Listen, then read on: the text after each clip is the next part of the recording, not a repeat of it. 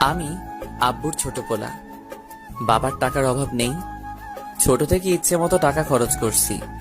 কখনো বাবা টাকার বিষয়ে কথা বলেনি। ফ্যামিলিতে সবাই আমাকে ছোট সাহেব বলে ডাকে। আমি এবার ইন্টার সেকেন্ড ইয়ারে পড়ছি। এবার আসা যাক গল্পে।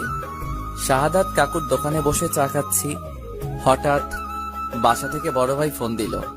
আমি ফোনটা রিসিভ করেই, হ্যালো। শুভ, কোথায় তুই?